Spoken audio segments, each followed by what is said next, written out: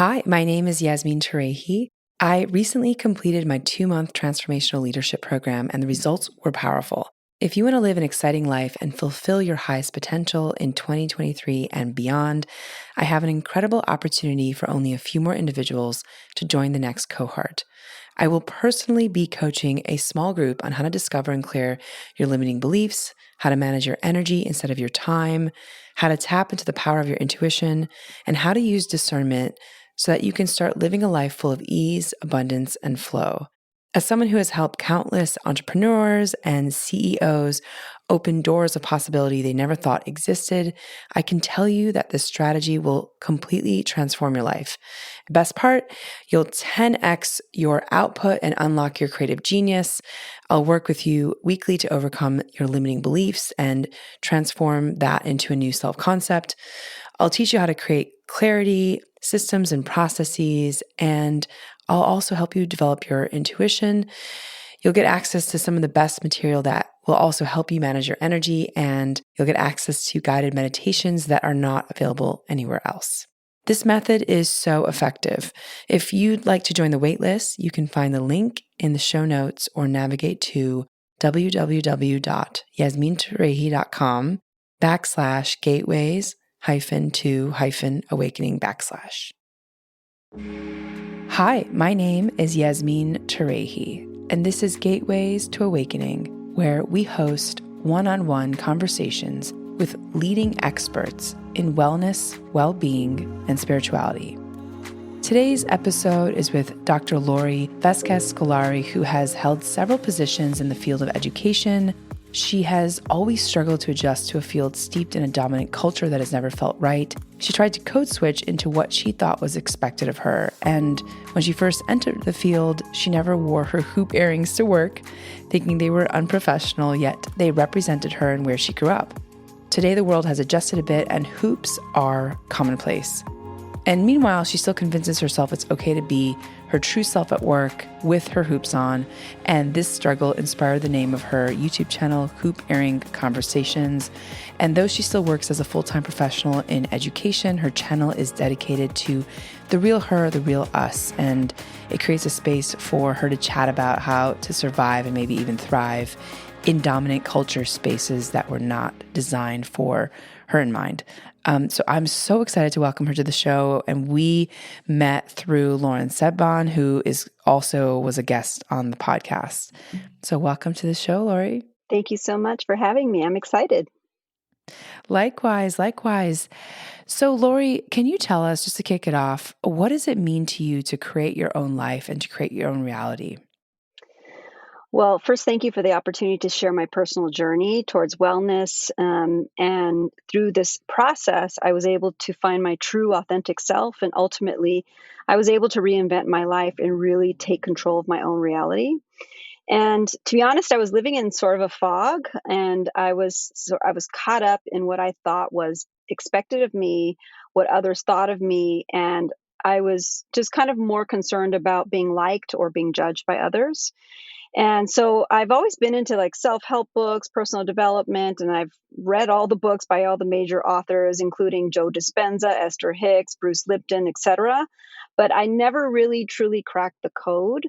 And I did like created vision boards. I journaled about the life that I wanted, and I knew there was a potential new vision for a new me, but I was not getting there because there was a little bit of a fog in the way. And it wasn't until I realized that there was a little bit of some mud and a mess that's inside of me, inside of my brain, that I needed to clean up first before I could really understand that I actually do have total control of my life and my own reality.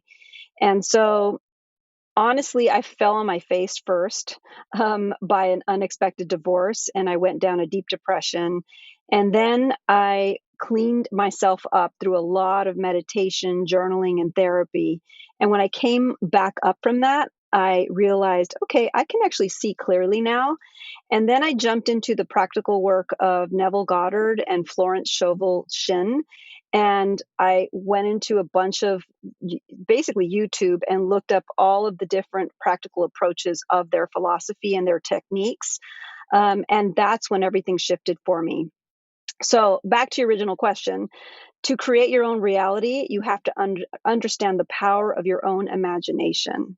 And most of us are living our lives basically passively. And in other words, we let life happen to us. But actually, we have total control if we master our thoughts and if we control our imagination.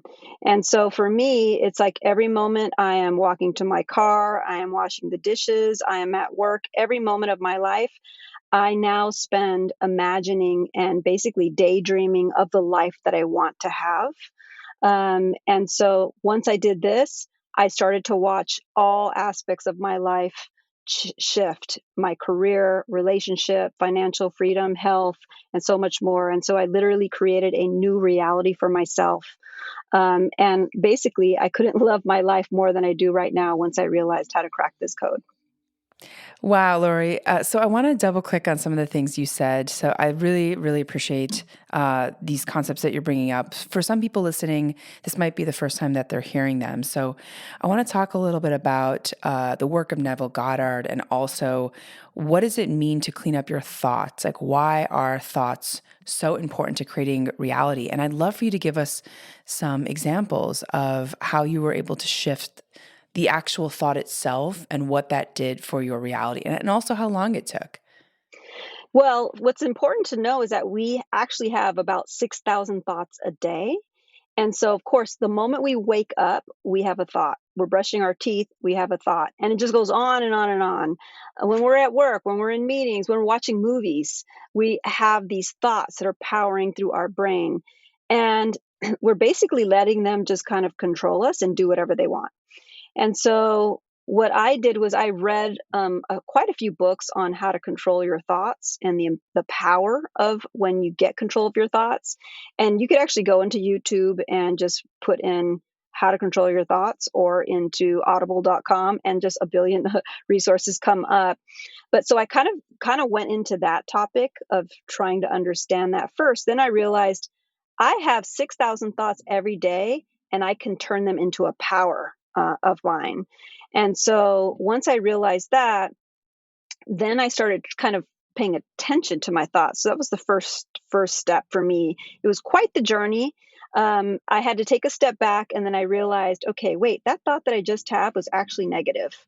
And so this is kind of what it looked like for me. So I'd feel like some ailment in my body. I've had a history of health issues. Feel an ailment in my body, in my brain. I would pay attention to what my brain was saying, and they would say, "Oh, that's me getting sick again." I always get sick. And then I'd, for looking in the mirror, find a new gray hair. Oh, that's me getting old again. I'm getting old and ugly. Who's going to want me? I'm single unexpectedly. So these are the thoughts I was having in my brain. And I realized, wait a minute, I have a major problem here. So I started actually writing down my thoughts. And then I would ask myself, okay, is this thought positive or negative? And most of them were negative. And then I would ask myself, is this thought actually true or false? And most of them were false. I was like making up stories in my head. Um, and so that's when I realized, okay, I have no control of my thoughts right now. I'm letting them go into these negative spaces. So that's when I decided I'm going to replace my thoughts. And the way I initially did it was I literally had to like catch it in the middle of a thought and stop the thought. And I'd talk to myself, Laurie, there you go again. You're making a bad thought. How do we reinvent this? And then I would actually turn it into a daydream. So I started daydreaming. So health. When I would kind of go down that road of this thought that I've always been sick. And that comes from my childhood, with family members saying, Laurie's always sick. I'll get into that in a little bit, with childhood issues and how they stick in your conscious and subconscious brain. But so then I kept that as a part of my story and a part of my narrative, that I am always sick.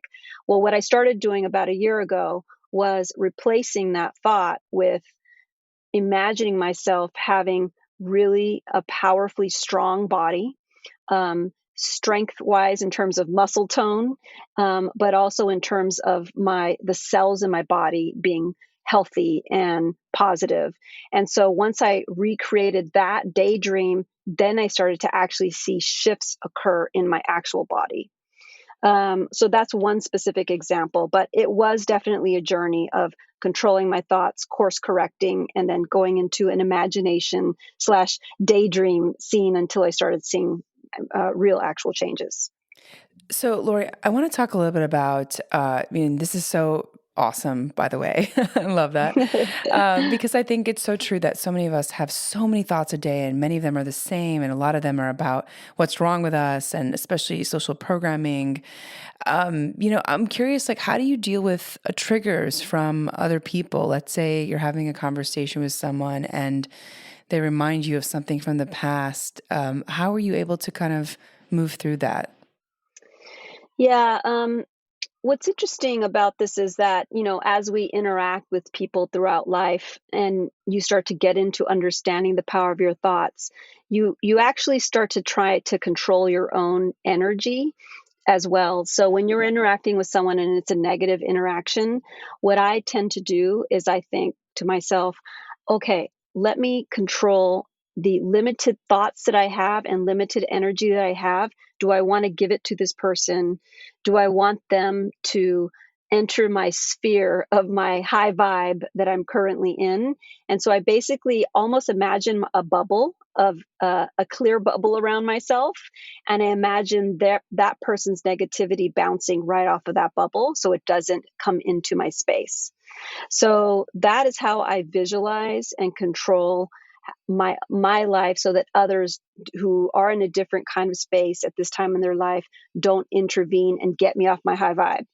So that's how I've been controlling, keeping control. And I think of it as you have like limited energy, limited thoughts that you have, and I always want to make sure that I am in control of what those are. Mm. That's great. Yeah, love that. And I'm also curious, Lori, if you could talk to us about some of the ways that you transformed your life, like the skin, the physical strength that you have, and also about your relationship. I think it'd be really great to share those stories of where you were and also what you did to sort of manifest this new life. Yeah, I'd be happy to.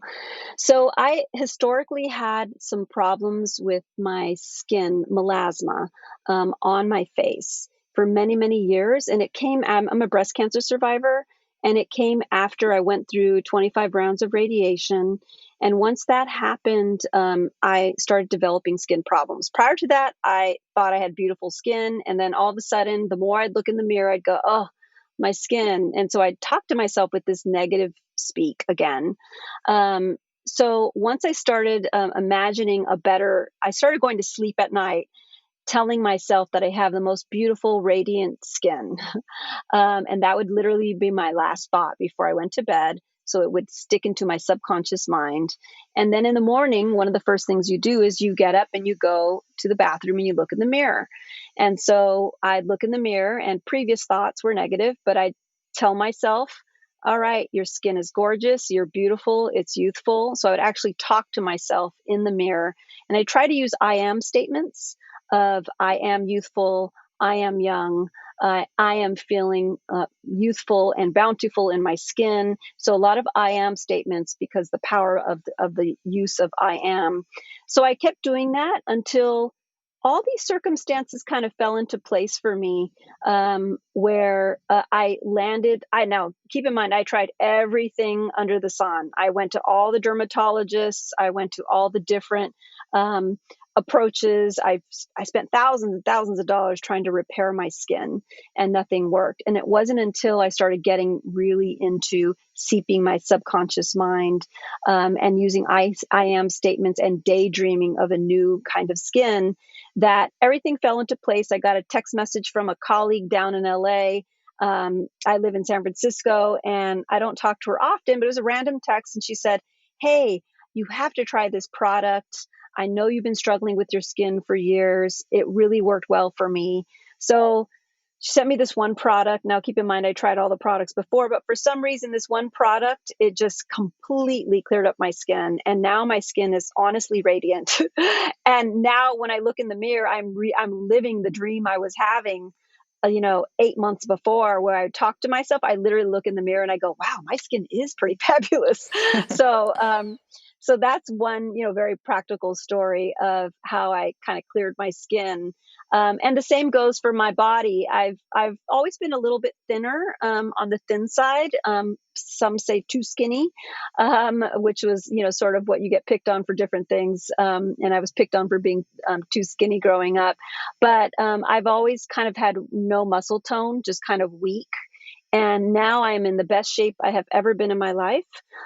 Same thing. I was daydreamed about it. I still spend time daydreaming about having the body that I want. Things happened, and I got connected to a personal trainer who got me into bodybuilding. And now I have the body I never could have imagined having. I have strength and tone. I feel physically strong. I don't hesitate when I have to carry anything heavy, where before I was perceived as being a little weak. In fact, back to childhood issues with that too. Everybody would make fun of me because I couldn't pick up the gallon of milk off the off the center of the dinner table to pass it because my arms were so weak. And I would love to talk a little bit about childhood issues and stuff and how that gets stuck in your subconscious mind as well, and becomes a part of your story. So for me, I had to reinvent strength as a part of my physique, and I have created that through basically daydreaming and removing the negative thoughts about that from my childhood, and then it all manifested for me. Wow. You spoke about childhood issues. Can you talk to us about what our childhood has to do with our present moment as adults? Yeah, there's a book that really changed things for me. It's called "What Happened to You" by Oprah Winfrey, and that book really kind of allows you to go into understanding what happened to you during your developmental years as a child. And for me, my childhood was challenging, as most of us have. I had an alcoholic father in the home. My mother immigrated here from Switzerland. I'm sorry, my father immigrated from Switzerland. My mother immigrated from Mexico. They both didn't speak English as a first language. We're trying to adjust to American culture. But I grew up in a low income area where mostly everybody worked in the lettuce fields in the Salinas Valley. And so life was just challenging, living in poverty and struggle in the home. And so for me, my life had some problems in it. And at some point when I was young, somebody said to me, "Laurie, you're the one that always gets sick." And I heard that over and over as a child. And in those developmental years, 1 to 5, but really it goes all the way to 7 years old, you start those impressionable thoughts and things that are said to you go into your subconscious mind, and then they become a part of your story. And so that became a part of my story. And also, during that time, I would hear my parents fight about money all the time. That was the fight. It was always about money. My father would take my mother's, she would clean houses for a living, and he would take her hard earned money and go to the bar with that money. And so that also became part of my story, is that money is a challenging thing. It's hard to come by. So these instances of what occurred to you in your childhood become you. And so they're almost hardwired in your system. And so that's what's critically important, is that we understand that we have to dig up what is in that subconscious mind from those developmental years. And once you understand that, and for me, what I did was I understood what those blocks were, meditated on them, but also journaled about them and went to therapy about them. I sort of tried all the angles, or many of the angles, and tried to just kind of clean those up. Once I started cleaning those up, then I started the approach of daydreaming about a better version of financial freedom for me, daydreaming about a better health for myself. And I started controlling my thoughts and daydreaming. And then everything started shifting for me dramatically in those spaces. So it's a matter of understanding what the trauma is, cleaning that up, making sure that you continue to clean it up, because it's sometimes always kind of stuck in there a little bit, depending on how much it really affected you. And then using the power of your mind to reinvent and create a new version of that for yourself. Wow. So, I want to speak a little bit about your relationship, because I think that piece was also really cool to see how you use your thoughts to manifest this new life. And I think, like you mentioned, childhood has such a big impact. So I think for folks wanting to do the work, the book that you mentioned is called What Happened to You by Oprah. So just a heads up for folks listening. But yeah, I'd love to talk to you about what you did with your relationship. I know that at one point you find yourself single at 49. I think for a lot of women who are at periods in their life where, culturally there's like a kind of, sort of interesting thing happening in the social construct. Like, how did you react to it? Yeah, so I had a repeated pattern where I basically our family, we were abandoned by our father because of his alcoholism. So my pattern for me was abandonment. And first, I had to realize that. So, what I was doing was I had been in three major long term relationships. One was a 7 year, one was a 5 year, and then the last one was my marriage, which was 15 years. And each one of those instances were exact repeated patterns of great person, great partner at first, but then ultimately they all left me. They all abandoned me. And so then when it happened after the marriage, the big one, I thought to myself, all right, there is definitely a clear pattern here. And I have to figure out how to clear this up because I'm just going to keep doing this. So once I realized I landed on abandonment was the issue, and it took me a minute to get there. Once I understood that, I listened to it's called Letting Go. It was on YouTube, and it's, I think, a 20-minute meditation. And it's by David Hawkins, is the author of the book, but there's a different narrator walking you through a guided meditation. I listen to that every day. And I basically, what that meditation does is it focuses on not going through like the thoughts and the difficult stories of me being abandoned, but it was actually more of just the thought of abandonment and the concept of abandonment. And so once I did that every day and I cried and cried and cried through that meditation. I did it once a day, and I basically did it every day until I stopped crying. There came a day where I was like, I can't cry anymore on this. And so that day I knew, okay, I have cleared this block that was stuck. And then after that, I went through the same process of what if I were to daydream into a new relationship and what would that look like? And of course, I was 49, coming on to 50. I'm now 50, but it was like, who I don't want to be single at 49, 50. I don't want to be on the dating scene, like, the fear of that. And also the fear as we do as women is we go, I'm not young anymore. You go into that thought process of, am I going to attract anybody at this age? Because society has deemed, youthfulness as to be a quality that's more attractive. So I went down that road as well and started controlling my thoughts around that. So that I am beautiful externally and internally, and controlling those thoughts. But then I went through a process of, basically, I wrote down, you create those lists of your ideal partner. And usually you go into qualities of what they look like, but I avoided qualities of what they look like. I will say the last three men that I was with before all looked very similar physically also. So I knew that was not, whatever that was, it was like not working. So, what I did instead was I created a document and I put bullets of all of the ways I would feel with this new partner. So that was the difference, is how would I feel in terms of what would the chemistry feel like? How would we feel dancing together? How would it feel kissing this person? So it was just feelings. That's all it was. And I came up with about 25 things. And I got so into it that I could actually feel the emotions as I was writing it. And then I would review this list often. And I could just, every time, if you write it in such a way that feels good to you, it becomes almost blissful. And so now keep in mind, I had nobody in mind. I had, no idea how this would ever happen. but I just got caught up in the moment of dreaming about this in this blissful dream. And I made sure to not have any type, no type of what they would look like, no height, no nothing, just let it go on that part. And that worked beautifully for me because then all these circumstances just kind of fell into place.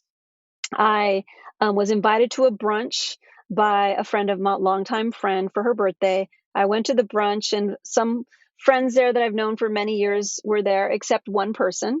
I knew him, I knew of him, and I'd seen him before, but the last time I'd seen him was, I think, 27 years prior. And so, I saw him there and I said, "Hey, how's it going? How's the wife and kids?"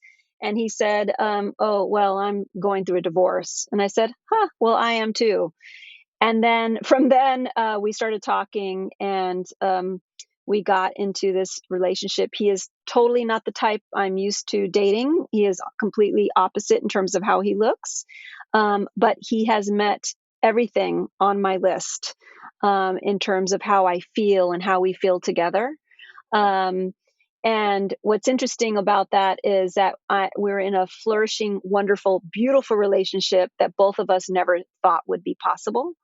And we always say we never knew love could be like this. And what's interesting is that his situation on his end was he went through a similar process than I did. He went through a divorce, very similar circumstances than mine. He was abandoned as well. And he started working on therapy and journaling and did a lot of kind of cleaning up on his end as well.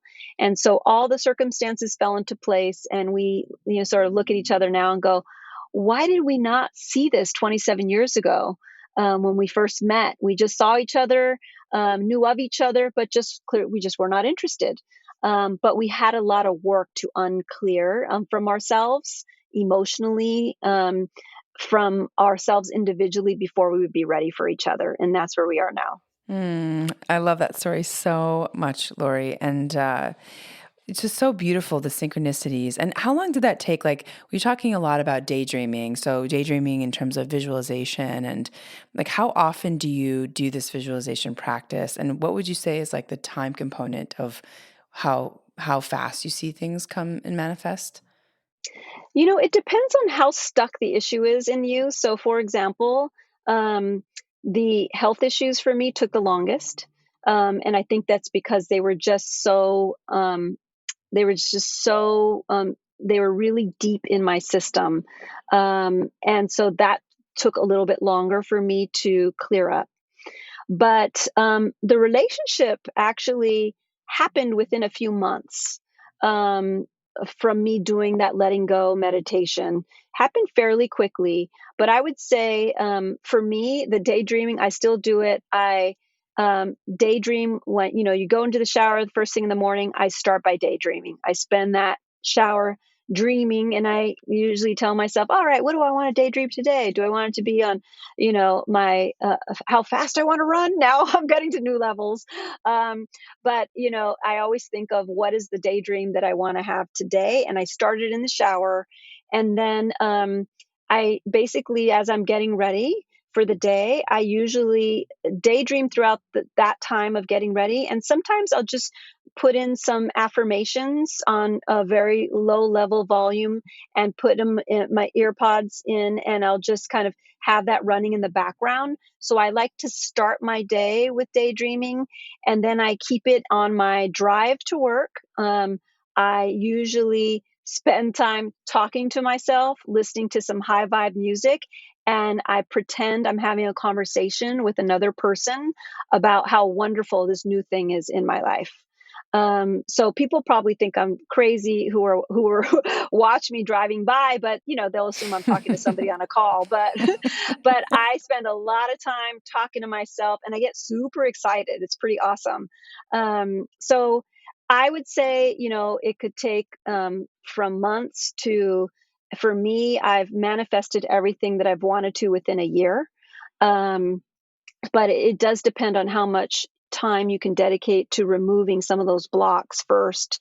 And then the daydreaming, you'll start to see it happening much quicker. They'll start to become reality. Oh my gosh, I love this. So, Laurie, so you talked about this having a conversation with yourself. Can you give us an example of that? That's something I've not heard of, and I love it. I'm going to test it out. Yeah, um, it's actually from Neville Goddard also talks about this in some of his writings, where you can actually have a conversation, pretend you're having a conversation with another person. Um, and so, for example, a conversation that I had over and over before I met my partner that I'm with now was I would imagine myself talking to my friend Olivia, and I would say, and then Olivia would, say to me, Laurie, you look amazing. And I can't believe you found this new love in your life. And then me, here I am driving to work going, I know, isn't it phenomenal? I'm happiest that I've ever been in my life. And I feel so much love. And so it's just like basically me pretending I'm talking to my friend Olivia and that's actually what I did for some time. Ironically, I was doing that in my in my drive to work. Ironically, that person, Olivia, is the person that invited me to the lunch that actually introduced me to the guy. She has to this day, no idea that I've been talking to her fictitious conversations prior to her introducing me to him in my car for hours at a time. So, but it's really kind of fun to do, actually. oh my gosh, I love that so much. I'm going to definitely try that out. Talking about, yeah, that's so wild. Just like talking about future situations that have already happened, but in the present moment. And yeah, I do a lot of future self scripting. And so that's been kind of wild. And I think what's been so interesting is kind of the limits of our own imagination, right? Like what we think is possible, because there's always room for more. And I think a lot of us sort of play small, or we play into this like idea that it takes years and years for change to happen, when there is no, like, time is just a construct, and you believe, how much in time it takes for something to happen. So I love that. What, Totally agree. yeah. So, can you talk to us about, if you have someone in your life who might be going through a difficult time, especially like a younger person, how would you coach them through that experience? Like, let's say someone's not happy at their current job, or they're not happy with, some kind of circumstance. What sort of like tools would you give them to move through a particular situation? Well, I would say first you have to believe in this approach. So I would recommend, kind of filling your brain with some of Neville Goddard's work. So going on, doing a search on YouTube to understand the power of it, because you have to have faith and you have to believe in this first. So I would start there. Then I would recommend that you think about some daydreams that you would have, short scenes, like you would imagine yourself like you are the star in your own movie. But what's important about that is that this movie needs to be from your own personal perspective. So the way to do that is an easy way to do that is imagine a new scene. You're going through a difficult time. Maybe you're in a crappy marriage. Imagine just a minute scene of yourself, and make sure that you do that by you can look at your hands when you're in this movie, or your feet. That way, you're in your body. You have to do it from that perspective of the self. And then, so you're in the scene of your own movie, create a short scene reinventing a new marriage. And you don't know how it'll pan out. It could be with this person, or it could be with a new person. You never know. But if you actually remove yourself and pull yourself into a daydream and be in that space, what happens for you is that psychologically you become happier. So although you're in a difficult situation, you become happier because you move into this sort of blissful space. And so even if it's for a few minutes, and then try and repeat that and do that, try that for a few weeks. Now, marriage and recreating a new marriage, that's big, but you could do something smaller. That and then you'll start to believe in the process. So maybe it could be something like you get something that you wouldn't expect to receive. Maybe somebody sends you some flowers, or maybe somebody says something that you dream about, and make that small win something to build upon. That's actually how I started. I started trying to imagine small wins. Um, and like, I imagined myself walking down the street and seeing a dollar bill. And I would imagine myself looking at my shoes, walking down the street, seeing a dollar bill. And then it actually happened one day. I'm like, oh, wait a minute, this actually worked. And then you start to think, okay, well, that worked. And it actually builds your faith. And then you start to create more scenes like that, and it builds your faith more and more and more until you're actually able to shift things like your marriage, like your relationship. So I would recommend that would be the process. First, get into a little bit of understanding what this is about, some of the Neville Goddard work. And there's a lot of practical YouTubers that break down how to do this work in a practical way, that break down his style and approach. So try that, and then try this, the daydreaming approach, and see if it manifests. It will manifest your life into basically shifting the way that you go about your life. And for those who are listening and may not know who Neville Goddard is, maybe you could also just share a little bit about him and maybe some of the books that in particular really resonated with you, and also Sure. why. Mm-hmm. So Neville Goddard he's a writer and philosopher. Also along the same lines is Florence Scovel Shinn. Also, both were around the 1930s, I believe. And so it's kind of, there are no recent books about that they've written. So some of their books, but they've got quite a few, but there's a lot of their narrative recordings. Actually, those are the ones that inspired me the most. So you can go on to YouTube and Google either one of their, or go into YouTube in the search function, put either one of their names, and their talks will come up. They just did a lot of talks, and their approaches and philosophies about how to do this work. I would also recommend The Power of Now by Eckhart Tolle, and The Untethered Soul by Michael Singer. Those two books I had read before, but once I understood how controlling your thoughts and the power of your mind can change your life, those two books took a different approach from my perspective. So I would recommend those. I also really like The Mastery of Self by Don Miguel Ruiz. I'm a big fan of Don Miguel Ruiz because he talks about the way of life of the Tolteca people, the Aztec people, and that's the ancestors of my mom's side in my family. And so his approach is, he also talks about how we all live in sort of a fog. And in the Tolteca times, it was called the mitote. And so for me, from a perspective of connecting to my roots, that book is also very powerful. So those are some basics that I would recommend for folks to dive into if they wanted to get into this more. I love Don Miguel Ruiz. He's fantastic. And he wrote The Four Agreements. And I recently read a book that was inspired by him, like about the forgiveness circles, which are really powerful. Yes. Wow. So, Laurie, I'd like to know, like, what kind of thoughts you have running in your head most of the time now. I have a full-time job as a vice president of a public college. And what I'm doing right now is I'm trying to take control of the work environment a little bit more.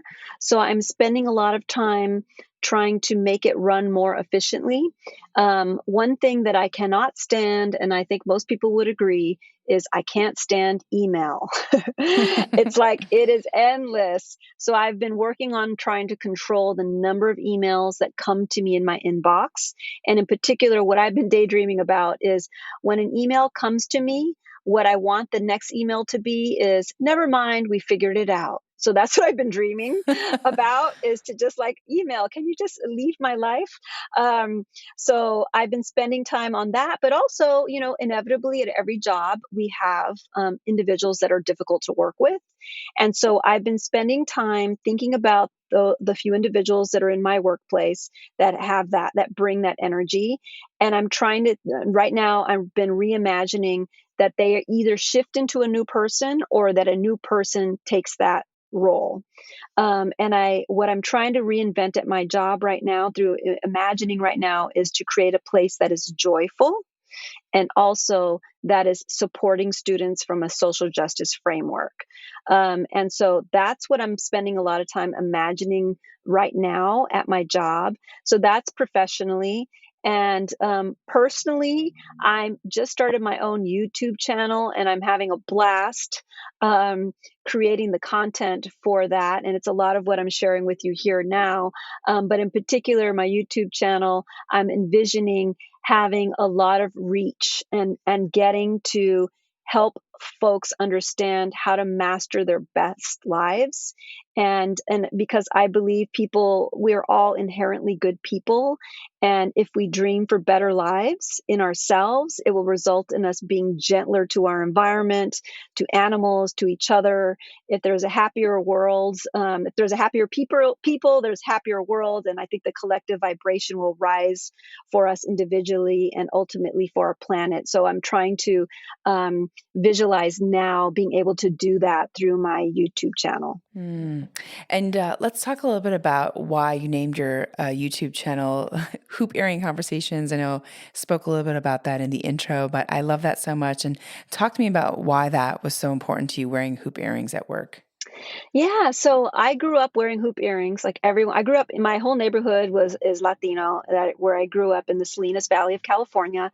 Everybody wore hoop earrings. And so like I look back at all my pictures of high school and everyone had hoop earrings. And then when I got to college, the college that I went to, a four-year university, it just, there wasn't a lot of Latinos there. It was mostly Asian and white, and no one had them on. And I was wearing big hoop earrings. So I got there and I'm like, okay, this must not be the thing.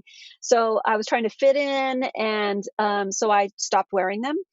And then as I got into my career, I noticed people were not wearing them in the workplace at the time either.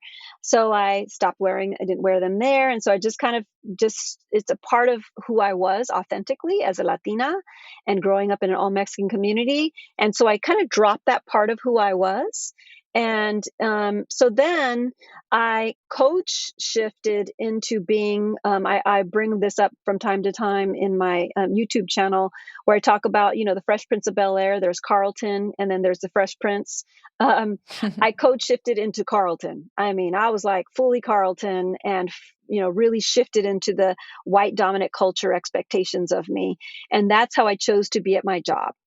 And so I basically dropped my whole authentic self. And even as women, we often wear business suits that are really like men's suits. I mean, so we like wear these suits. And so I, started dressing that way.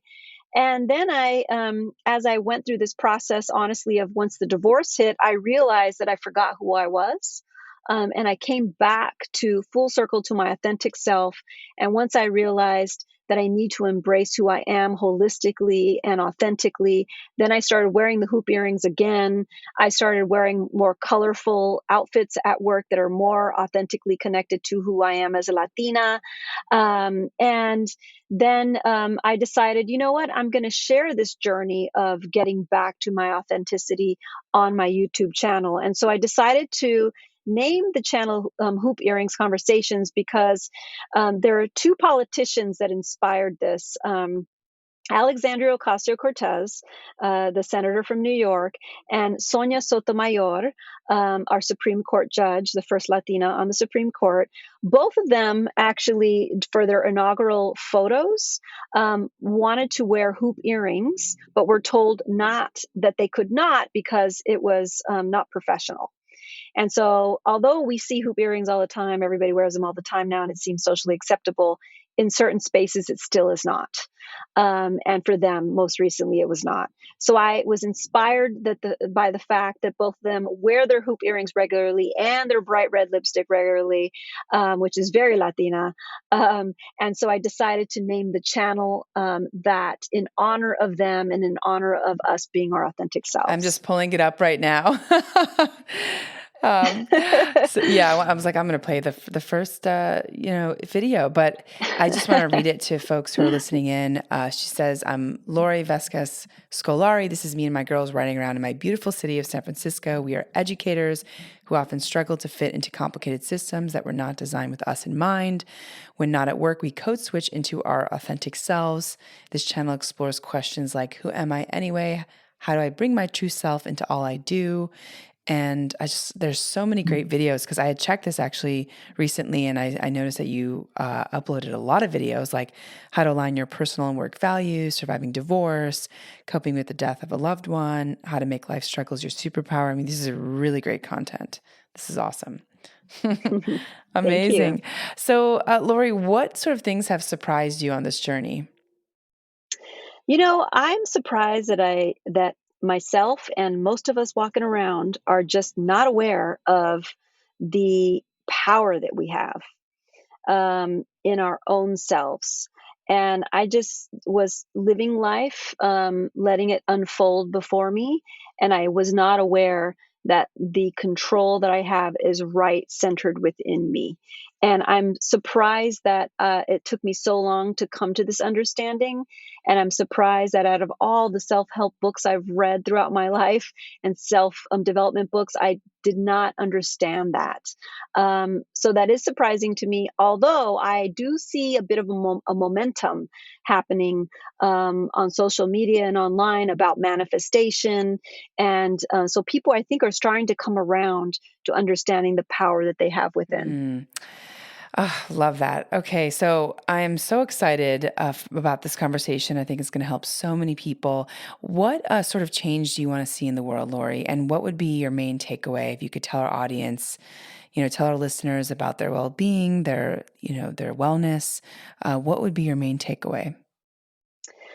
I would say really focusing on everything that I've talked about, but to summarize quickly, is to understanding the childhood issues that you have, really spending the time addressing and focusing on them, and then dreaming about the new you and the new life that you can create.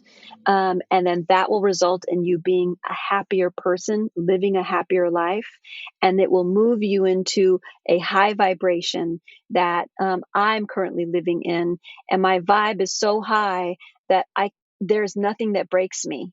And so what I would say to see the change that we all want to have in the world is, if we were all to stay on this high vibe, I believe that we would all treat each other with the next level of empathy, the next level of understanding. And when you're at that level, all you want to do is give to others. And that's why I created this channel. It's more of to just give and to share my journey and what I've learned so that others could be on that same high vibe. So that would be the gift I'm hoping to give to people, is to basically be happier people. Love that so much. Laurie, are there any resources that you can point folks to in order to learn more about you and your work? What's the name of your channel, and how can they get in touch? Sure. You can go to Hoop Earrings Conversations with Laurie Scolari, or you can go to lauriescolari.com, and I'll spell that. It's LaurieScolari.com. Amazing, amazing. Laurie, thank you so much for your time. This was so wonderful, and I feel very inspired from this conversation. So, really appreciate your time. I have loved being here with you. I'm happy to be here, and I hope that it inspired us others. Thank you, Laurie.